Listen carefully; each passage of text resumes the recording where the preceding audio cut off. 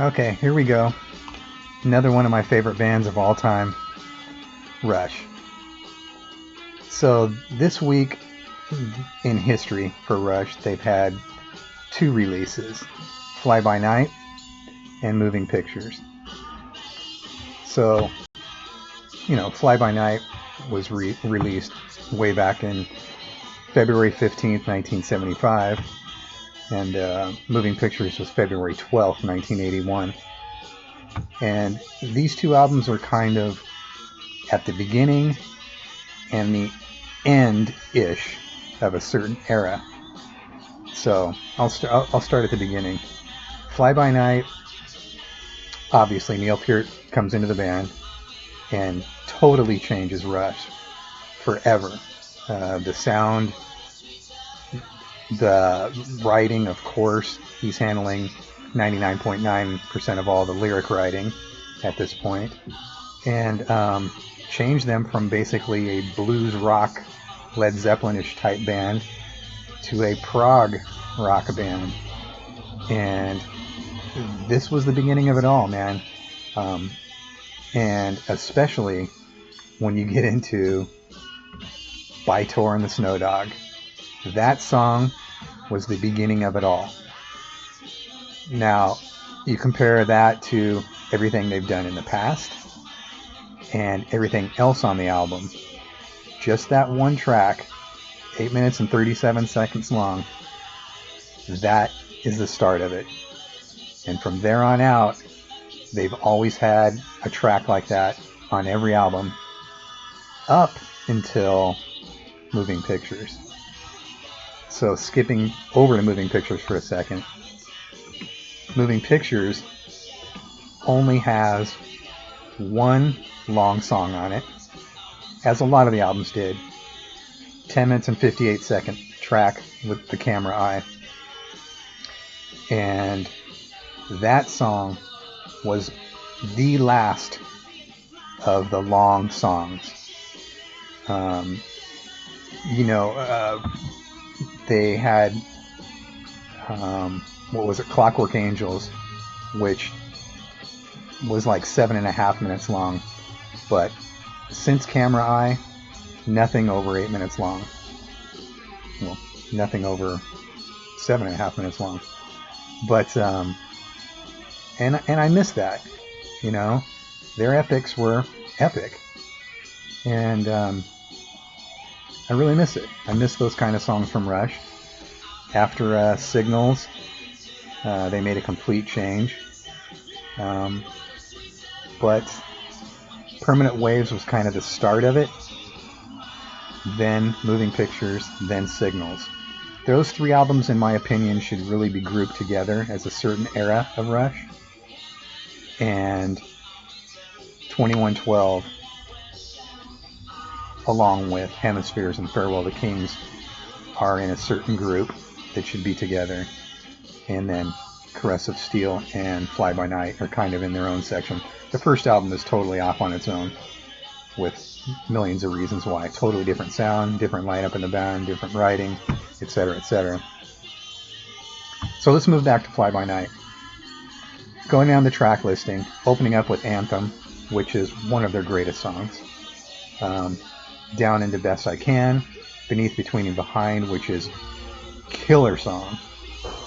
Then we get into the epic By Tor and the Snow Dog. If you're on vinyl, like I usually am, most of my stuff is on vinyl. Flip it over to side 2, Fly By Night, Making Memories, Rivendell, In the End.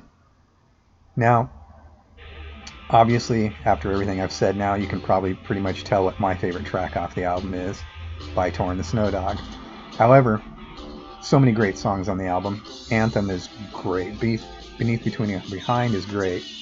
Making Memories is great. Rivendell is great. In the End is great. In the End is one of the most powerful songs that Rush has ever done. Listen to the lyrics. Listen to the feeling of that song. Great song. But I'm definitely going to go with By Tor and the Snow Dog. So taking it to Moving Pictures, going down the track list, Tom Sawyer, which is kind of like the big song that, if you want to use the word commercial, really got them into the pop commercial part of the business.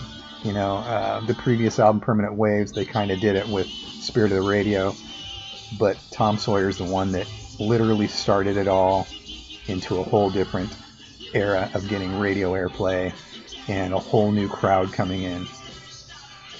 Next track, Red Barchetta, killer track. YYZ, Limelight, The Camera Eye, Witch Hunt, and Vital Signs. So like I said, Camera Eye was pretty much the end of it for 10 minutes and 58 seconds. And if I had to pick a favorite track off the album, that would probably be it. Witch Hunt is a killer song as well, and I love the solo part in Limelight, where they're all just breaking apart and just doing their thing. That's some killer stuff.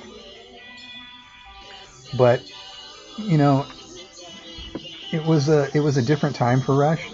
You know, like I've said about so many bands, once the 80s hit, everybody changed, and Rush wasn't left out on the cold. That one, they took the 80s and went with it as well.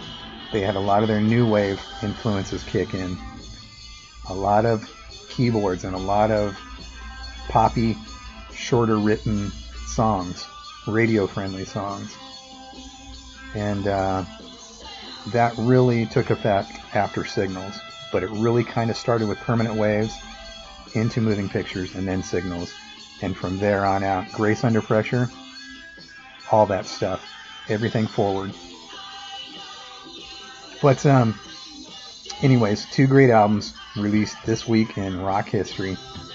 Moving Pictures, February 12th, 1981, and Fly By Night, February 15th, 1975. Two excellent albums. One at the beginning of the spectrum and the other at the end of the spectrum, in my opinion. And I'm sure a lot of you Rush fans would agree. You know, it's hard. It's really hard to stick with a band through the thick and thin. And I really have. I've stuck with Rush. They'll always be one of my favorite bands. Probably in my top two. And you can probably guess who's in my other top two.